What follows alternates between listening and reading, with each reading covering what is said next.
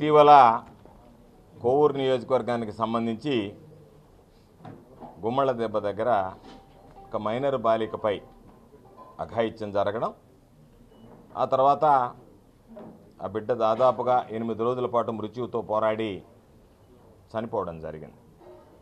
ఇది ఒక ప్రాంతానికి, ఒక జిల్లాకి కాకుండా మొత్తం సమాజాన్నే కలచివేసినటువంటి, కలతకి గురి చేసినటువంటి సందర్భం. అటువంటి నేపథ్యంలో ఏ విధంగా ఆ మైనర్ బాలిక మీద అఘాయిత్యం జరిగింది, ఏ విధంగా ఆ మైనర్ బాలిక చనిపోయింది అనేటువంటి దాని మీద ఆ కుటుంబ సభ్యులకు వెళ్ళి పరామర్శించి వాళ్ళకి కాస్త ధైర్యం చెప్పాలనేటువంటి ఆలోచనతో వైఎస్ఆర్ కాంగ్రెస్ పార్టీ పక్షాన జిల్లా అధ్యక్షుడిగా నేను ఆ రోజు అక్కడికి వెళ్ళడం జరిగింది.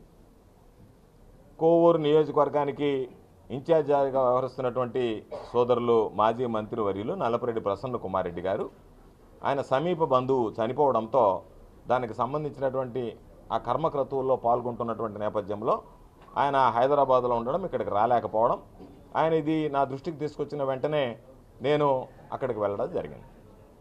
అక్కడికి వెళ్ళినటువంటి పరిస్థితుల్లో కొంతమంది తెలుగుదేశం పార్టీకి సంబంధించినటువంటి వాళ్ళు అక్కడ గుమికూడి మీరు వస్తే మీ మీద దాడి చేయడానికి ప్రయత్నం చేస్తున్నారు అని చెప్పి సాక్షాత్తు పోలీసులే నాకు సమాచారం ఇవ్వడం జరిగింది.